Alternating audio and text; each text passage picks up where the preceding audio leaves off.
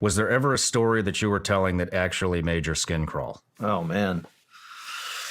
I can't remember the names because there's been so many stories, but this is a very famous story. There was this guy who he's a teenager who kind of lost his mind and he wound up killing somebody, which is bad. That's obviously very bad. But the story is that when he was on the run, he wound up finding his way into this family's house and he burrowed his way into their walls and lived in their walls for like, I think a year or two before he was finally found. And when he was found, get this, we have the father who's got 3 young girls, I think, in the house. He opens up one of their closets because he keeps hearing strange sounds in the closet because it's where this guy was behind the wall. And he opens it up and standing in the closet was this teenager who was wearing, I think, his wife's dress or something, and he was carrying a hatchet, and he's like in the man's house, and he discovers this burrow hole into his walls that had been there for like a year. And so the father escapes with his kids, and this guy ends up getting arrested or whatever. I think his name's like Robert something, but basically this psychopath, like hatchet-wielding maniac was living in this family's walls for like 3 years. Whoa. Might have been a year, but it was a long enough time you're like, how?